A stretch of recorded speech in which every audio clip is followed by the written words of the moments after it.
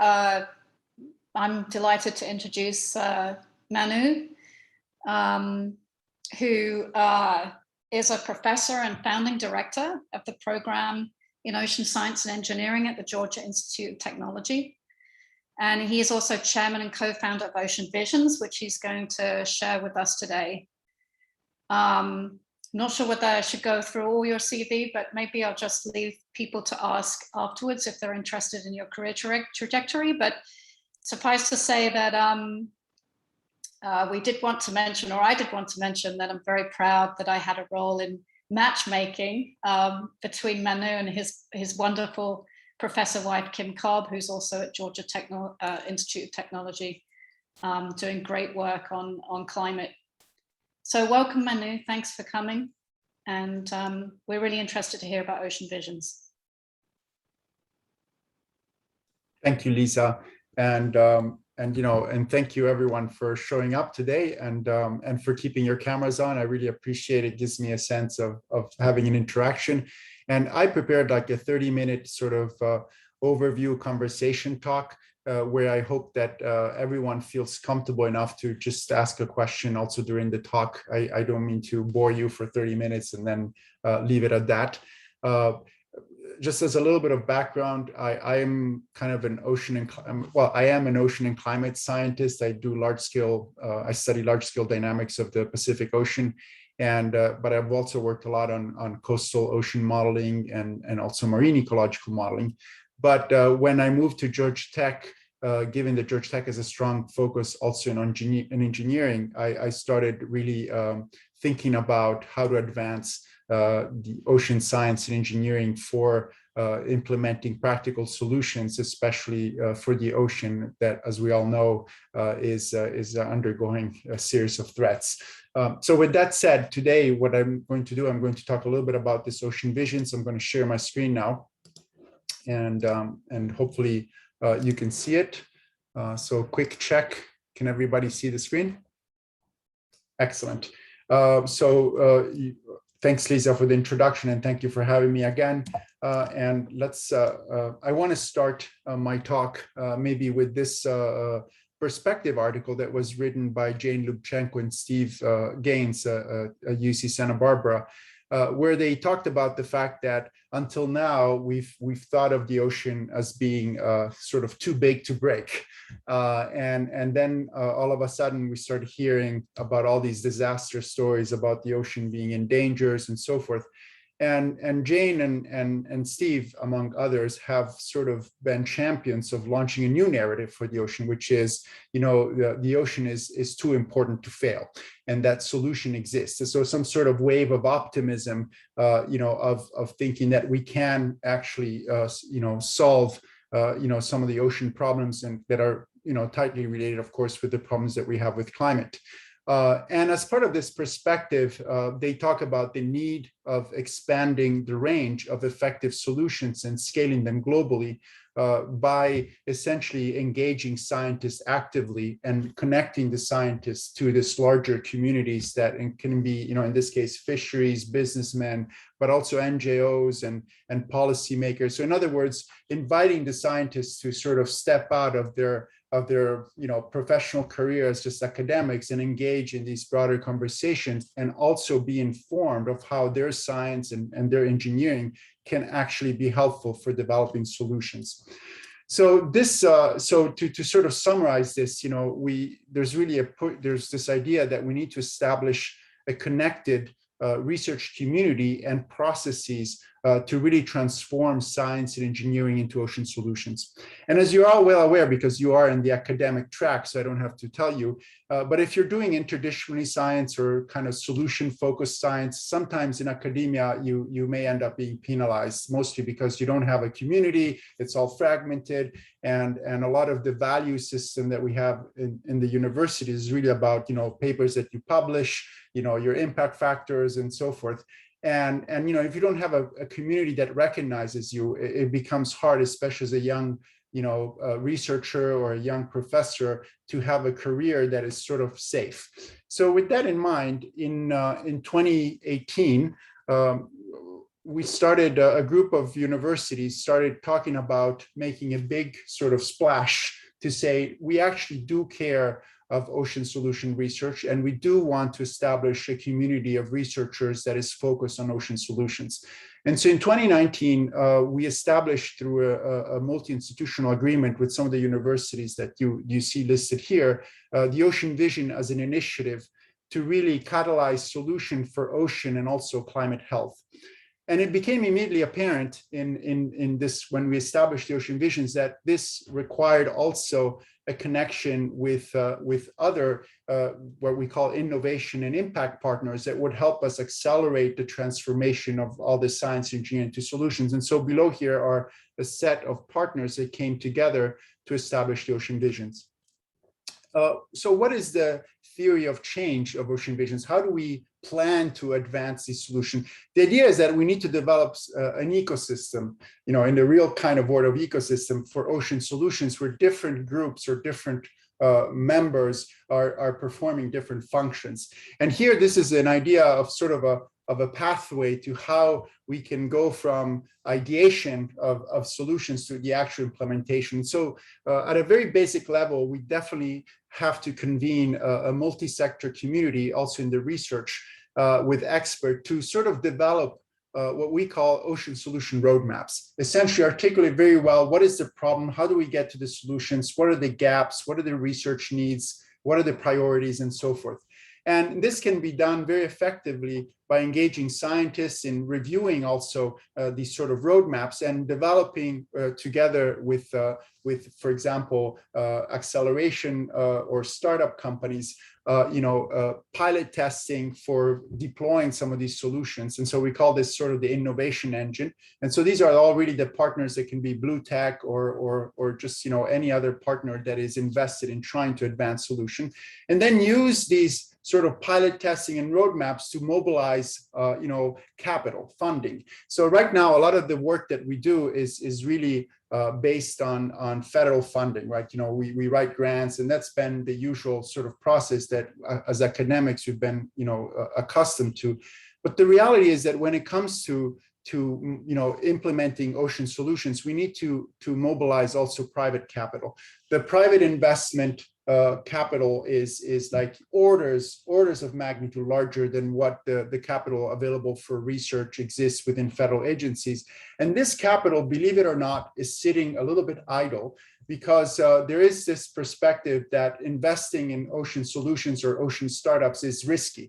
And the risky comes from the fact that there's many unknowns. And so here, that's where the expertise that comes from science and engineering can be very valuable in trying to really understand what are the uncertainties of certain solution strategies or certain approaches.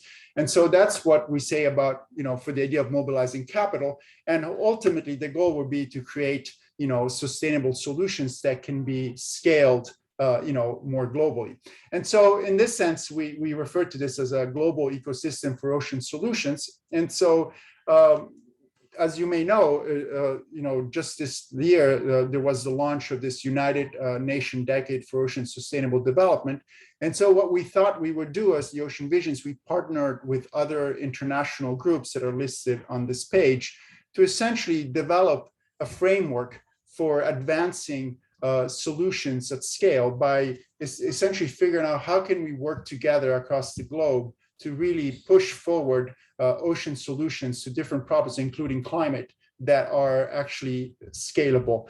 And so we sent a proposal in for developing what's called, the program is called a Global Ecosystem for Ocean Solution, GEOS, which was endorsed in June of 2021 as one of the UN programs. And I know, for example, at University of Miami, Vili is involved with one of these other programs. It's called Coast Predict. And so, a lot of work to do. So the goal of this GEOS program is to establish a vibrant multi-sector community to co-design and co-deploy equitable, durable, and scalable ocean-based solutions for climate change and the ocean grand challenges. So in essence, this ecosystem approach has three main components. The first one is the network, which will essentially focus on convening this multi-sector and multidisciplinary community and bringing this community to essentially co-design, and this is the task forces, system level solutions to the grand challenges. And what do we mean here? So when the decade was first sort of envisioned, there was this idea of creating all these sustainable blue businesses, and the idea that the sustainable blue economy would essentially solve a lot of the problems. But we have some big challenges like carbon dioxide in the atmosphere, acidification, hypoxia, coastal resilience that really are going to require a portfolio of solutions being integrated and working together. So this is what we mean by system level solutions to the grand challenges. How do we bring, we sort of have to have a think tank approach to engineer sort of circular solutions for some of these problems. And so this is the goal of this co-design of the task force. And then once we have, if you like, a solution roadmap, then the question is, how do we act? We need to take action on that. And this is the role of this other part, which is the GEOS innovation engine, which is to prototype, accelerate, and further deploy these solutions. Now, at this level, this sort of ecosystem is very abstract. And so I want to give you an example of how this ecosystem works in motion to sort of, give you a flavor of how this works. And so for that, I'm going to bring here an example of some of the work that the Ocean Vision Research Consortium has been doing on the topic of ocean carbon dioxide removal. I believe that all of you have seen the IPCC report and are aware of the fact that what is typically referred as CDR, carbon dioxide removal, is actually no longer an option. It's something that we need to sort of develop in order to meet our warming targets. So this is really important for us to consider in the science and engineering world, and not let some companies out there just do it on their own, because eventually we want to have some really supportive and sound science engineering behind it. So with that said, how does this ecosystem work? So in the case of the Ocean Visions, we started in 2020 with a series of what we call ideation workshops, where we brought about 200 scientists and engineers and NGOs, government people, policymakers, startups, entrepreneurs from around the world to sit in 3 series of workshops that would focus on different pathways for using the ocean to accelerate its natural power of sequestering carbon dioxide in the ocean. And so here I just mentioned the 3 pathways that were explored: the macroalgal cultivation, ocean alkalinity enhancement, and electrochemical approaches, which I'll come into a second. But after this sort of convening and ideation process, the outcome of that was the development of what we call these technology or solution roadmaps for ocean CDR, which essentially lay out the path of how do we get from where we are to where we want to be. And these solution roadmaps, I just want to give you an example of what they look like if this works. This is an example on the of these digital roadmaps. And so, for example, if you click on one of them, you can dive in. And then within those roadmaps, you have things like the state of technology, the development gaps and needs, the first order priorities, and you can keep diving in, and you can find out more about first order priorities and so forth. And this sort of, the idea of having these digital roadmaps is that these are essentially updated and worked on by this community of scientists, engineers, entrepreneurs that are engaged in developing these roadmaps and implementing them. So this is sort of gives you an idea of this, and following this roadmap development. And here I want to give you some ideas of what these roadmaps are. So the first one is on ocean alkalinity enhancement, and I think everybody knows what this is about, but it's really the idea of adding essentially alkalinity to the ocean via rocks to allow for a larger uptake of CO2 from the atmosphere. And this is a nice schematic that was put together by oceancdr.net. So this is one pathway that was explored. The other pathway is the idea of the electrochemical option. So here the idea is that you use electricity to essentially separate acids and bases in seawaters and use the bases to increase the ocean uptake of CO2. And this is a cartoon showing, what possible plants could look like, an alkalinity pathway or a mineralization pathway and so forth.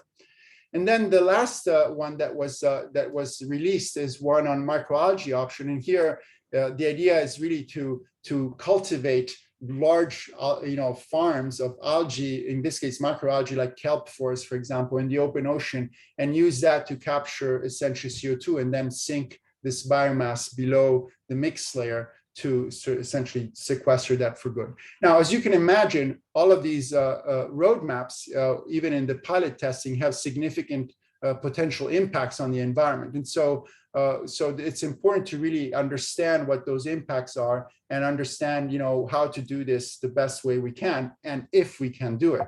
And so with that said, then the next step, once we have these roadmaps, is to really start some pilot testing. And this is where the GEOS innovation engine comes into play. And so here, this is an example of a first pilot that is with a company called Running Tide, who is trying to evaluate if indeed we can grow, for example, kelp forests in the open ocean and sink them below the mix layer.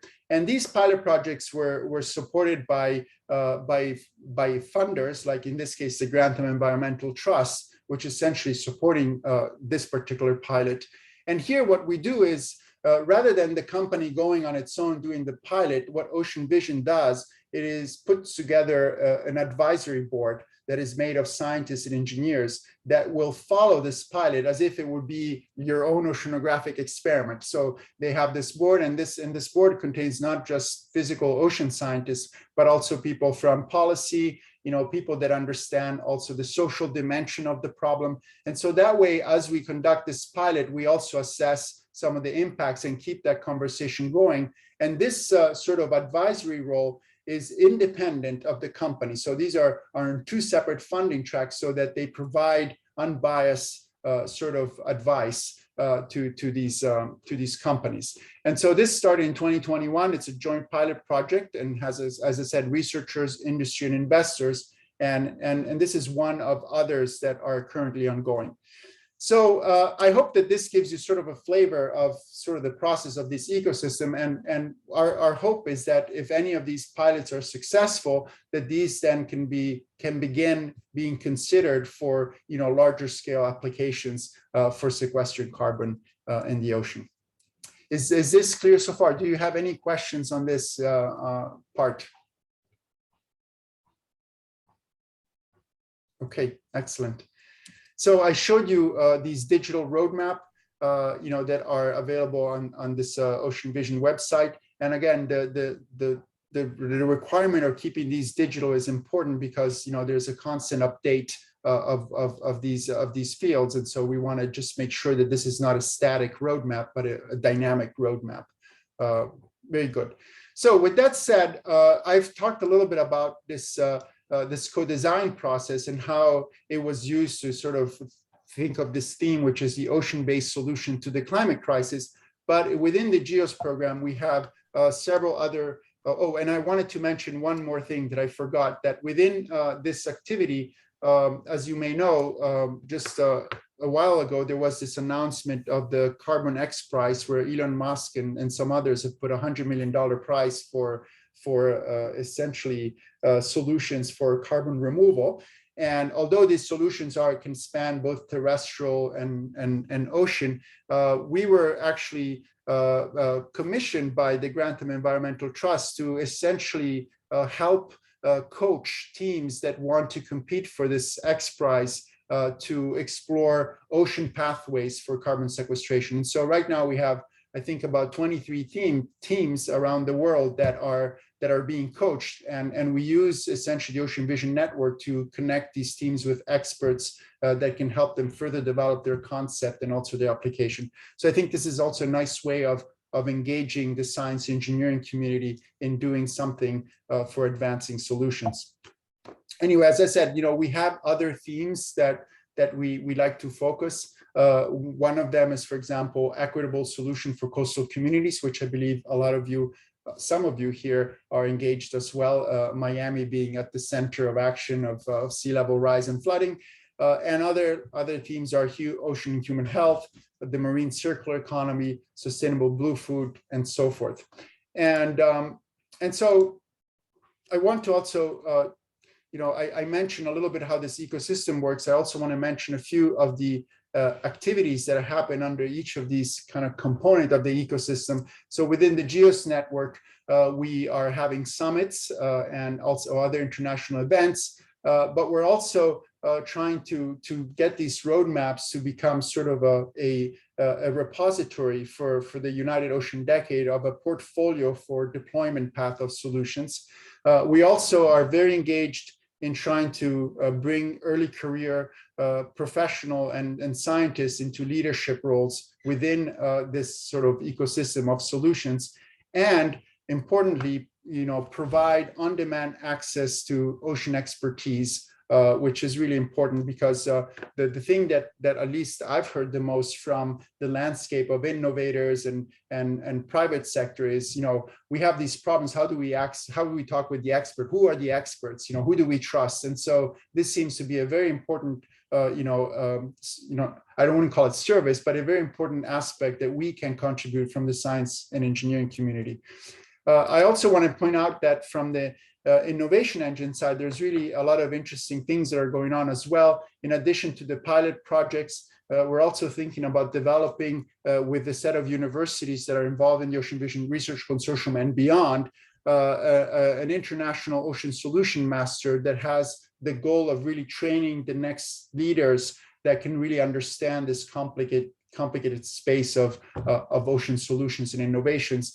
And we have within what are some of our partners, two groups. One is the Blue Tech Cluster Alliance and the 1000 Ocean Startup Coalition, which are really in the industry side, and they would like to help develop a more international sort of matching program for internships with industry. And then, of course, we have a whole bunch of other activities that I'm listing here that are meant to help add resources to this ecosystem for solutions. So one of them, for example, is this fact that at the current state of knowledge, we actually don't know the kind of impact that all these solutions are having in the ocean. There's, there's startups and blue tech companies everywhere, but we've never really brought this information together to understand if these companies are really moving the needle forward. And so with this coalition of blue tech clusters, from around the world, and also this coalition of startups and accelerators, they have agreed to put together what they call an Ocean Innovation and Impact Database and use this to start developing new metrics of impact. What do I mean by that? In a very basic way, when you have a new startup company that goes out there, typically they're evaluated in terms of impact, in terms of how much equity or how much funds they raise and so forth. But when it comes to solving, and helping the environment, we want to have metrics that essentially tell us, is this company or is this project having a beneficial environmental impact or on societal well-being? And those metrics don't exist yet, but those metrics are really of interest to this new set of investors that are called impact investors that want to actually put their funds to work for actually doing some good on the planet. And so the idea is that by creating this database, we can then use that as sort of the data layer for developing these new metrics of impacts, which will require, of course, engagement from the research community as we figure out how to measure impact in the different dimensions. Together with that, this database is connected with the Ocean Impact Investment Portal, where these type of solution classes are going to be featured, and they will come with expert sort of commentary that will talk about the benefits and the downside of certain solutions to help really the investment community, engage and choose the type of investment that they're interested in. And of course, these type of activities are not done all by Ocean Visions, because this is an ecosystem where many partners are coming to the table. And so this is, for example, an activity that is led by a group called Investable Ocean and also the World Economic Forum Uplink. And then last, there's another aspect that's really important, which is that while this innovation and impact database can capture a lot of the technological solutions or innovations, we recognize that, of course, not all solutions are technological in nature, right? There's a lot of indigenous knowledge. There's a lot of solutions that are from the governance side. And so here we have a partner that some of you may know. It's called Esri, that has volunteered pro bono to give us access to their story map ArcGIS infrastructure, which will allow essentially to capture all these stories of different type of solutions that come from these different sources that are not technological in nature. And so hopefully these sort of resources will be an incredible asset for the UN decade and also for the ocean solution community beyond the decade. That's our hope, at least. So with that said, really the whole point of this ecosystem is really to accelerate the generation and transformation of knowledge into solutions. And importantly, there's, as some of you may know, it's important to keep in mind that we need to train and engage the next generation of ocean experts and leaders. And under the decade, there's this group that has coalesced from around the world. It's called ECOP, the Early Career Ocean Professionals. And so, within the GEOS program, we have essentially ECOPs being actively involved in leadership positions so that we advance these, together with the next generation that is going to take over, because obviously in 10 years from now, some of us will be around. I hope to be around, but we'll see. Anyway, so this is sort of a kind. So with that said, I just wanted to give you some quick overview of what we did in, just recently. We had a GEOS Ocean Vision Summit in May of 2021 that had a real spread of sessions from around the world. We had about 2,500 participants from 75 countries. And it was truly a multi-sector community. I mean, there's a lot of scientists and engineers, as you can see in this pie chart, but also a lot of professional investors, decision makers, and so forth. And in the spirit of having access or equitable access, the summit was organized with 5 international campuses that are listed here. In the United States, we had one at Scripps, but we also had 2 in Africa, at Capo Verde and Cape Town, one in Kiel and one in Tasmania. And this was important because going forward in the future, especially with travel being probably more problematic, we want to make sure that everybody has access and and we can hear their voices. And more importantly, if we look at the participants, we had a huge number of early career professionals. About 25% of the participants were early career professionals, and they in fact organized a whole bunch of events on their own, which to us was really important. And these are just kind of an advertisement for that. And I just want to thank some of the organizers that are listed here in this page. But anyway, so this is sort of an idea of what this GEOS program is. And these are the members of the current steering committee for GEOS, and hopefully you recognize some familiar faces. But of these people, I would like to give a special thanks to the co-chairs of the steering committee, Anna Zivian, who's a senior researcher at the Ocean Conservancy, and also Fiorenza Micheli, who's co-director of the Stanford Center for Ocean Solutions. And so this kind of completes my first chapter, which is talking about this GEOS program and ocean visions. And my next part of the talk, I wanted to talk a little bit about coastal solutions, since I know that this is something that some of you are working on. So if you have some questions now on this first part, please shoot away. Lisa. Yeah, I have some questions. Wow, Manu, this is a very impressive ecosystem that you've started up here. And I guess a couple of things came to my mind while you were talking. One was, how do how is the kind of center of this Ocean Vision Cosmos funded? Because it takes a lot of effort to put together, this level of outreach and, getting the networks together, making sure that people know and are participating, and and all these different institutions, for example, participating in the summit. So very good. Yeah, absolutely. Yeah. It's a fair question. So I would love to give you the numbers, and maybe I will. But when we first started, each institution had put in a small fee. Well, a small fee. We had an entry fee. I think each institution put $40,000 to just sort of get us started. As soon as we started operation, we started with a small grant that was really focused on this sort of ocean carbon sequestration.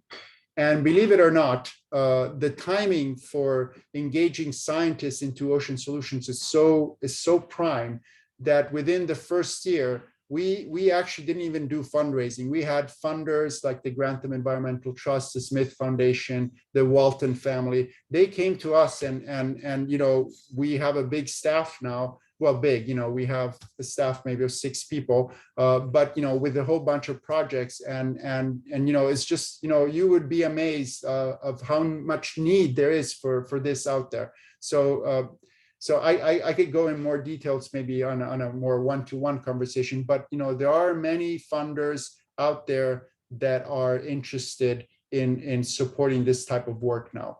And so if scientists and engineers like us decide to invest some time in understanding this landscape that is a little bit more at the cutting edge, right? You're not just doing your traditional science just for doing your science, but you're thinking about what are the science need for these type of solutions? Can I change the way I do business? Can I engage with this community? I think there is a big potential for, you know, I say, doing your research and also having an impact. and you know, within the Ocean Vision Research Consortium, we sent out a survey to start compiling a database of experts that are willing to engage, and we use that actively to match them with these projects, and also in some cases to bring them together to be competitive for other funding opportunities that may arise in certain areas. Like in this case, just recently, we released an RFP, like it's called RFP anyway, a grant for a particular aspect of one of the roadmaps for carbon dioxide removal. And we had some, you know, it wasn't a huge grant, but it was a, you know, $500,000, you know, for compare. So we are creating, in a way, new ways and new funding opportunities as we go along. Does that answer your question more or less? Yeah, it does. You know, to follow up, so things like the Grantham Institute, you know, what tends, you know, excuse my ignorance, right? But what tends to be their interest? Is this a not-for-profit? You know, is the money tend to come from that kind of space, or are there people also looking to exploit the ocean who, you know, who want? Because I guess I feel I have some concerns, right, about potentially, you know, aiding people in exploiting the oceans when we can't really know, you know, what the outcomes are going to be, or things like that. Yeah, no, absolutely. So most of these are foundations, you know, so the Grantham Institute is one thing. The Grantham Environmental Trust is a different entity sitting under Grantham. But these foundations for now have been foundation to have a track record in trying to really do good for the planet. And really the idea here is that it is well known that most people from academia and research are typically, you know, people that want to do good for the planet. And so the idea is that by bringing, you know, sound science and engineering to look at these solution strategies, we are not going to take the path of just, you know, random companies trying to exploit the ocean, like in the deep sea mining. Like, for example, you know, deep sea mining is a good example. Right now, luckily, you know, thanks to the effort of Lisa Levin and others, you know, we have a research consortium, the DOSI consortium, that is sort of monitoring how we're going to actually, you know, how we're going to use this deep ocean. But you know, so I think that's the same concept for these type of, you know, of ocean solutions. You know, we need to engage the research community, and we need to look at these things with the sort of the unbiased that science and engineering has, and just, you know, look at the pros and cons. I mean, right now, for example, if we talk about the ocean carbon sequestration, which I believe is a hot topic, I would say that, you know, there's, you know, it's a tension, right? Because, you know, people that are working on ocean carbon sequestration, you know, the other side of the coin is, well, you know, if we don't have to limit emissions because we can just sequester carbon, so let's forget about working on limitation of emissions, right? So that's one danger. So one could say then, well, no, let's not work on ocean carbon sequestration or carbon sequestration at all. But that's also dangerous, because some people will do it anyway, and will do it in the wrong way. And so, you know, we walk this balance where, you know, we need to take action, and probably we do. We need to also change our policy. But if we need to take action, for example, in something like, you know, carbon sequestration, we'd rather do it well and with sound science engineering behind it, rather than let it just be, you know, completely detached from that conversation. Does that make sense? Mm-hmm. Yeah, totally. I And don't I mean, want to it's a complex arena, but it's questions. also a difficult time.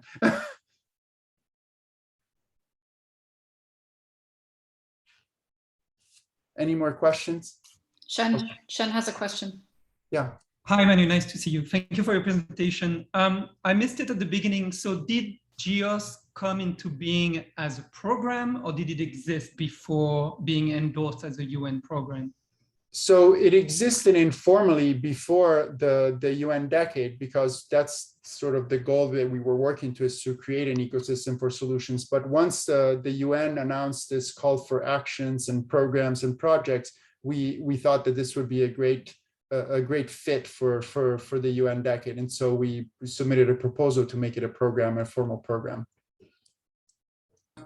Are you able to tell us in which ways did becoming a program actually helped you in this endeavor? Sure. I think it's too early to say, because the programs were just announced in June. And as you know, I think the UN Decade Coordination Committee is still struggling to figure out how to make all this work. So I think it's early to say, but one of the things that we hope is going to be important is that it will help defragment the arena of ocean solutions, and so that we may have a more kind of coordinated forum where we can share across the globe, different practices and lesson learned and so forth. That's, I think, for me, that's the highest goal. But ultimately, it will come to the individual group to just continue to do their work and take action. Okay, so if there's no more question, I'd like to talk a little bit about coastal solutions. Is that okay? Going forward. Okay, so with that said, another effort that we started with Ocean Visions is this idea of exploring equitable coastal solution and trying to develop a more integrated coastal research community that focuses on, again, transforming this knowledge into solution actions for climate adaptation and resilience. And before going too deep in this, I'd like to take a moment to talk a little bit about my own research and how I got involved into this. And if you read the last National Climate Assessment came out in 2018, there was an entire chapter 8 that was devoted to coastal issues. And it was clear that, we needed to move beyond, beyond just resilience to really try to implement solutions to the climate crisis. And there's a variety of crises that the coastal ocean is facing, ranging from flooding and sea level rise, hypoxia, acidification, marine heat waves. You know all of this. I would like to focus more on the flooding component, which is what I'm working on with some communities here in the coast of Georgia. And as you know, flooding is a complicated issue because there are many drivers of flooding, and these drivers, which are listed here, from high tides, storm surges, and so forth, typically compound on each other. And so it's hard sometimes to predict how this compounding effect works. And so this is really, from the physical dimension, some of the uncertainties and issues that we are struggling with in the sciences. Now, I also have to mention, of course, that when we talk about issues about flooding and sea level rise, there are many other dimensions that are really important, because it is truly a multidisciplinary, multidimensional problem. And there's an engineering dimension that has to do with how we develop cities at the coast, what type of infrastructure or protection system we want to put. There's the ecological dimension related on nature-based resilience features and so forth. And perhaps most importantly, there's a social and human dimension that really is, figuring out how people are going to decide to act and how they're going to actually be able to plan together for future resilience and adaptation at the coast. And here, I would like to just say that coastal communities and cities in general really lack a vision for their future. If you think about what we're doing right now in many of the coastal cities, and this is a graph from a science paper of Mack and Siders in 2021, most cities, like, the hurricane comes by, makes some destruction, we rebuild, and then we fortified. And so our default vision, without even knowing, is to try to preserve the status quo, which is, what we have right now with protection walls and so forth. But the reality is that there are other options of visions for different types of cities. And this is a really interesting paper from Mack and Siders, talking about maybe building consolidated cities, elevated cities, or floating cities, or even perhaps hybrid. But however, at this current stage, we don't really have a framework for communities to come together and develop and co-design their shared vision for what their city could look like in the future. So all these things are issues that are impeding some progress. But going forward, it is clear that we will need new data streams for understanding, predicting, and planning coastal resilience and adaptation. And these data stream, again, will have to necessarily be multiple dimensions, not just the physical ones. And I think all of us here are mostly physical scientists. And so I will talk about the physical scientists' data streams. And I want to focus 1 second on sea level. This is our coast here. This is the southeast coast. And these are tide gauges that NOAA has. And as you know, there is in the United States, the IUS associations. This is an integrated ocean observing system that has all these coastal regional associations are measuring for now almost 10 years, data from the coastal ocean. But for now, a lot of that data, at least the concept of a coastal observing system, has been predominantly, from the coast to the continental shelf.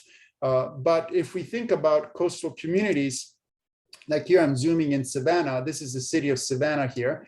And you can see that the city is nested, in this complex, wetland and river channels environment. So, and this is true for a lot of the East Coast cities, because these populated areas are really located across this ocean land boundaries. And so these type of one-dimensional observations are not sufficient to really enable planning. And so, for example, in Georgia, what we did, we started a project back in 2018. We call this the Smart Sea Level Sensor Project that really was planned to, that installed, essentially in this case, a new water level wireless sensor network that is at the city scale. So meaning that, is a position, for example, around critical infrastructure like bridges or escape routes, road, hospital, power plants. And this has been co-designed from day one with the actual, city emergency people, like in this case, Chatham Emergency County, the city of Savannah. And here are my friends in crime, including, of course, Lisa, they gave it away, Kim Cobb, who's my wife, and also other scientists here. But the idea is this is a wireless network sensor that is very cheap, and this entire network that you see here in terms of actual cost, costed really about maybe $50,000, which is really very small compared to the cost of traditional oceanographic instruments. So in fact, most of these sensors have been built using our communities. They were co-designed and deployed with local communities. And so here, for example, the sensors are being assembled at elementary schools, or high schools. This is a student from Jenkins High School in Savannah.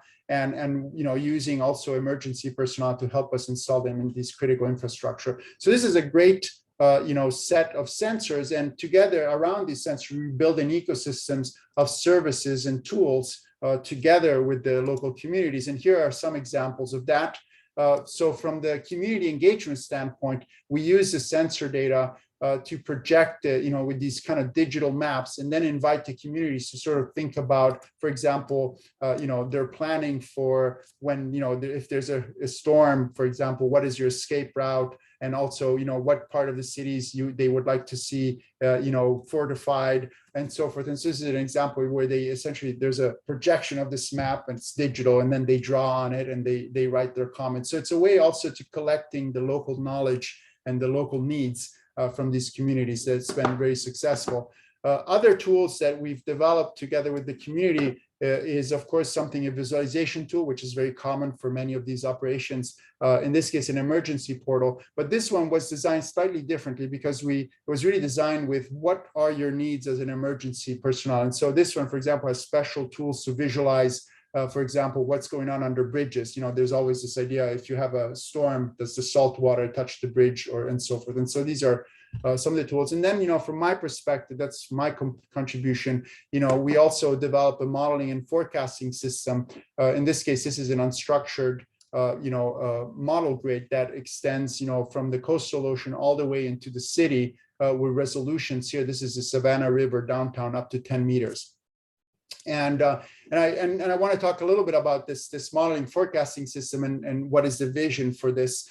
So here, the current model is taking every day the output of a global circulation model or global forecast model from ECNWF and also the CMEMS, and then it's downscaling them into this portal, which is shown here, where you can actually access these 3-day forecasts.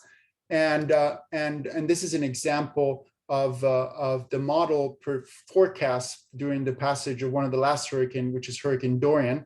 And you can see this data has been detided just to see the hurricane peak. You can see that when you compare the observations in orange that come from the sea level sensor network that we have at different locations in the model, we did actually quite well. This is sort of a verification after the fact. Now, one of the things that we're also progressing, this model is not sufficient because, of course, in these landscape, we have, a lot of hydrological system. And so right now, the new version of the model is being coupled with a surface and groundwater module, which is coming from this WRF Hydro. And so this allows us to essentially capture, precipitation and essentially water moving over land and going into the rivers and so forth. And this particular, and using this regional scale model, now what we do next is we are using these sort of large scale scenarios to downscale them to local scale, in this case, the urban scale. And so what you're seeing here, this is a map of Savannah downtown. And what we're doing now, we're essentially modeling the actual flooding, as water comes off the river or, it gets into the city. And so this is an example of a simulation during Hurricane Matthew.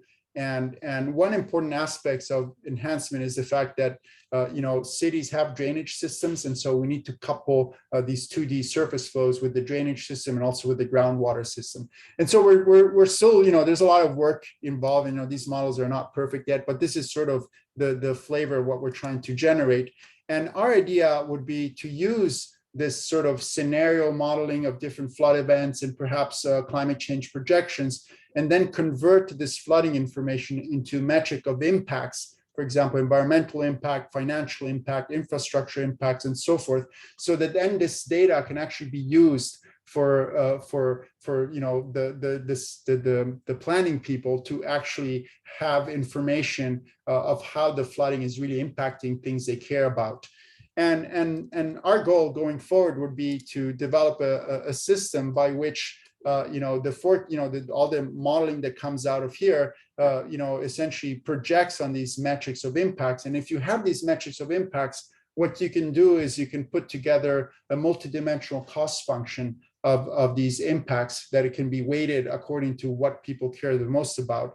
And then, you have a set of controls of things you can do. For example, you can change the way you're developing your urban development, your infrastructure. You can modify the drainage system. You have some controls, like you can implement some nature-based solutions. And so the idea is that through this modeling framework, you can essentially understand how changing these controls or changing your action impacts your metrics and your cost function. And this is really the basis for what we call an optimization decision framework. And so then you can be more sophisticated and just use this multidimensional cost function to essentially outline what are desired outcomes for certain communities. That could be, for example, things also like human and ecosystem health, equity and environmental justice, in addition to obviously the most basic one, which is safety and infrastructure resilience. So this is sort of an idea of where our project would like to go in the future. Of course, this is, as you can imagine, there's a lot of work to be done, although there are some initial sort of studies of this sort of optimization framework that have been conducted, for example, for the city of New York by a group at Columbia, that are very interesting to observe, because I think going forward, we cannot just model the physical environment, we have to connect it to these different dimensions and provide a decision-making process. So with that said, of course, talking about going back to the sensors, we need for these network to be sustained and long-term, and also this is where we have to recognize that the project like the one that I just described for the Georgia with the smart sea level sensor are really happening everywhere around the United States, and I think that even, in Miami, there are probably different groups and different, you guys are doing other type of work that is very similar. But I would say that when we got into this, we realized that there was sort of a lack of integration. This is where the Ocean Visions kind of effort came into play, because all these efforts, of research universities getting involved with the local communities are often reinventing the same thing. There's a lot of, overdoing it and redoing it. And so the question is, how can we figure out how to learn from each other and help each other out rather than just reinventing and going on our own? And so with that in mind, in 2020, through the Ocean Visions, we started a series of what we call the Coastal Solution Workshop series, where really the goal was to collect essentially case studies of how researchers were working with local communities to implement coastal solutions to climate. And so we had 3 workshops that focus on the East, Gulf, and West Coast, followed by 1 workshop that was held by NOAA on the coastal community of practice. And through this workshop, we had a lot of partnering organization, including some of the regional observing systems that you see listed here, sea grants and so forth. But we were able to collect about 50 case studies of how communities are working with researchers to implement these services and modeling, forecasting, and so forth. And I think this is really important because it gives us sort of a landscape view of how people are addressing this problem.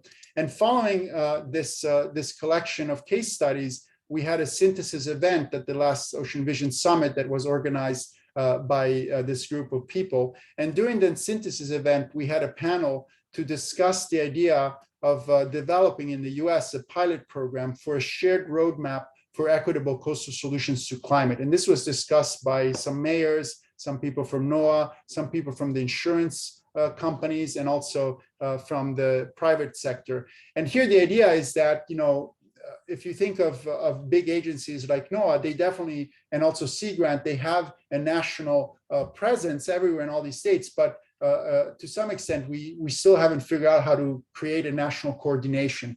And so the idea of this pilot is really, this is a draft of it, is to sort of bring 20 or 30 communities to try to co-design and deploy a shared roadmap for implementing coastal solution to climate. And let me give you a few highlights of these roadmap. The first is to clearly articulate what are the coastal solution challenges that are shared at the national scales and those that are specific at the local and regional scale. 2, to co-design shared solution roadmaps where the tools, the resources, the processes are integrated within the human infrastructure in a workflow for planning coastal solution to climate. And here the human infrastructure component is really critical because, for example, if you look at some of the tools that are available, you can go, for example, on some of the NOAA resource tool. There's like 70 available tools, but a lot of communities don't know how to use these tools or when to use these tools. And so, in addition to the sea of tools, we also need an infrastructure of people, or both experts and stakeholders that can put these tools in the proper context and help them use them for effective planning.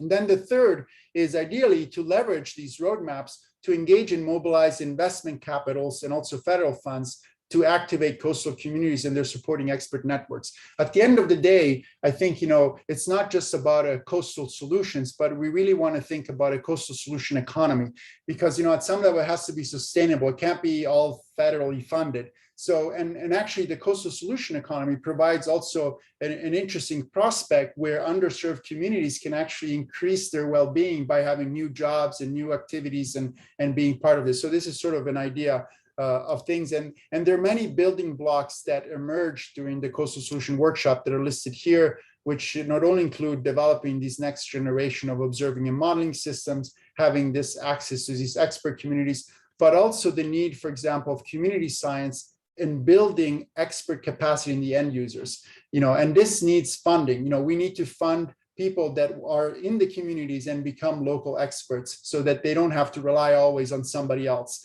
And so this building expert capacity in the community is really important. And other things that we're talking about is, which I talked at the beginning, is the identification of community scale visions and values for adapting. And I think I'm running out of time, so I'm sorry for that. Too much time. So I want to conclude with just a few things, which is that there are already important step forwards that are happening right now in the United States. In fact, these are documents that were released in July of 2021 that speak to the next generation of observing, modeling, and expert network. One is from the IUS, this idea of really focusing on detecting the coastal climate signal at the coast, and also US CLIVAR deciding to focus on the coastal challenges and bringing the climate community to focus more on that.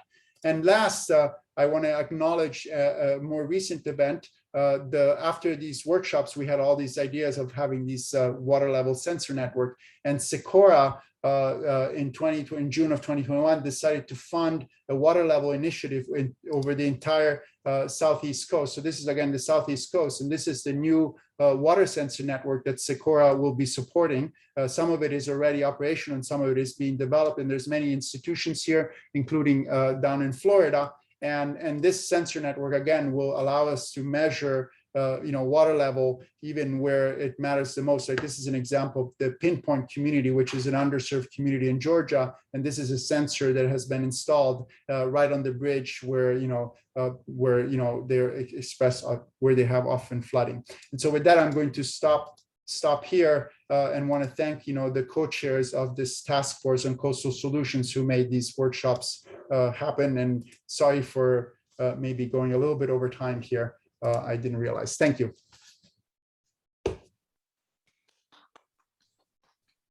Thank you, Manu. There must be a lot of questions. It was so impressive and exciting, and we're all inspired to do some good work for Miami on sea level. I am anyway. Thank you. Yeah, I realized it was a lot of information that I unloaded on you. Yes, Josefina. I have a question and a comment. So for the first part, the part that you were talking about sequestration and using algae. So I want to make a comment that some of the Caribbean countries that are getting this invasion of sargassum are starting to do that as a solution to the problem, and also use that instead of growing it, use the extra one that we are having from the equator. So that's just a comment that some people are starting to do that. Yeah. And the other, regarding to your second part, to do not invent the wheel again. So we are starting a couple of things related to what you were mentioned here in Miami. So I will probably email you. So we are starting to work with the city of Miami with them to have a coastal model and coupled with the urban one and etc. So, but we are just starting. Mm-hmm. So if there's some interest, we would like to begin, this idea of this national pilot, it's very large.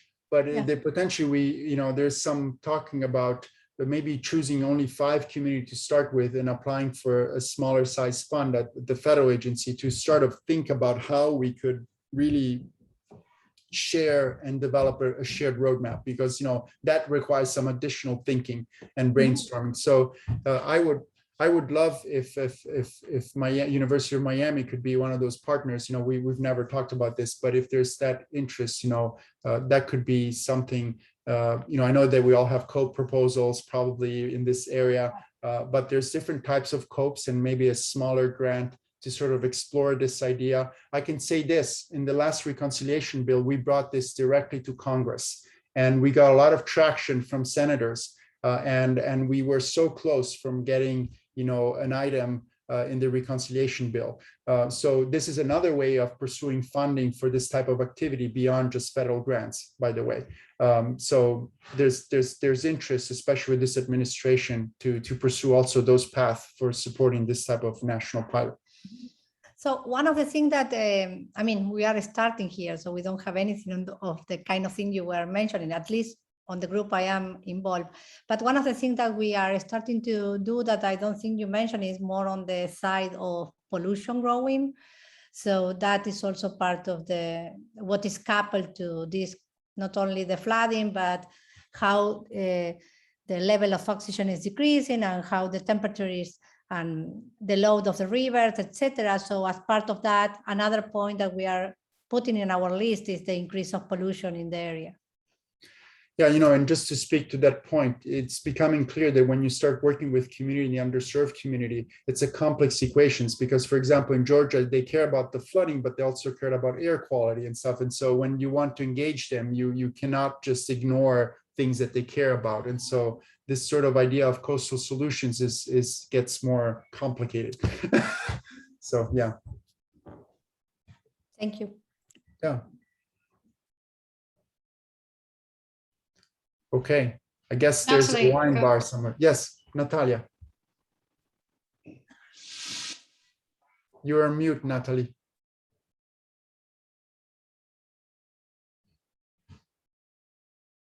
You're still on mute, unfortunately. I guess, I don't know if the organizer can unmute her. If you want to type your question. Can you do that, Roland? Oh, sorry. Oh, here she is. Okay. Sorry, I wasn't, yeah, okay. I didn't realize I was muted. Very interesting talk. Thank you very much. And I have two questions. First on downscaling. This is something interesting. You had one slide when you showed the downscaling from cement to wharf hydro, Yes. and so on. I wonder if you can put the slide. Sure, absolutely. Yeah. Here. So the big question is it just a vision for now, or you have all of the components more or less working? Yeah, so we have all these components are working offline, meaning that, you know, we take the data from the global models, we use it to drive the regional scale models. Then the output of this is used as boundary condition for these two, you know, urban scale model. And so it is operational. Not operational. It's not operational that we're doing daily forecasts or anything like that. These models exist and are being run and tested right now. So we're, you know, we have, you know, for the urban scale model, we have some outputs, and we need to understand the degree to which these outputs are realistic. As you can imagine, there's not a lot of data. Most of the data is visual or like stories. And so we're trying to put together a way to really verify whether the model is producing results that we can sort of trust at some level. So you could say that the models are working, but they're in development phase, meaning that we're really verifying the extent to which we can use them for actual applications. So including the impact and risk mapping. So there are that's the one piece that is okay. Up to here, the modeling part is okay. This conversion, this is really a place where we would like to go, and it probably requires really a multidisciplinary team, and these could be make material for interesting proposals and so forth. So from here on, the converting into metric of impacts and developing this sort of optimization framework, that's a wish for the future. Yes. Okay. Yeah. And my second comment was that Miami seems to be like a first choice for such modeling, because we have sea level rise issues, we have flooding issues, we have hurricane and storm surge. There is a large metropolitan area, so we definitely have like urban heat island, and there is a need for marine forecasts. So it looks like an excellent location for testing. So I assume that there are many groups that are working on the Florida coast. I mean, you know, you probably have them also in house. I don't know, you know, all of them, but I think they are mostly disjointed. Well, that speaks to the point of the lack of integration. So yes, maybe there's some of that. Yes. Okay, thank you. It will be interesting to have it set up in our area. Such Very good. Community Okay. model. Yeah. Okay. Probably we should let people go, Lisa. It's 4:07. You know, I really appreciate, you know, you guys not leaving, but Yeah, thank you again, Manu. And if you want to get in touch with Manu after this and you're not sure how, you can always ask me or ask Roland. Thank you again for your time. Manu, it's extremely impressive work, and hope we have you in person in Miami next time. I mean, at some point, if your group or you know, your university is interested in engaging more, you know, we could talk about, you know, in you know, joining the Ocean Vision Research Consortium. You know, it's very inclusive. There's no miracle. I mean, we had new people. Florida State University just joined, you know, a few months ago. And if there's some activities or effort like the Coastal Solutions that it's of interest for you, you could leverage this platform together with the other universities. It would be really nice to do. And maybe not just the Coastal Solutions. Yeah, sorry. I agree. I agree. That would be great if we could take that opportunity. So if anybody here is willing to spearhead that with the leadership and the dean, that would be awesome. Natalie. Yes, sorry, one more question about the models. Where do they run? Do they run? I know that the CMAMS and ECNWF might be available online, but the other models like WRF Hydro, are they run using the university resources or using the other grants? So what are they? So Georgia Tech, you know, being a big computational school, we have a very large cluster that we have access to. So we run most of these models on the Georgia Tech cluster. Oh, okay. So yeah. it's available for the university community. Okay. Yeah, you know, yes. But, you know, in principle, you know, if you have grants, of course, with NSF, you can also access, you know, resources at NCAR and UCAR. And this model would actually, WRF Hydro was developed there. So it runs perfectly for those systems. Yeah. But you need to have funding them to use. No, the UCAR resources are free if you have one grant with NSF. You just have to have one grant somewhere and then you can apply. Okay. All right, thank you again, Manu. Ciao.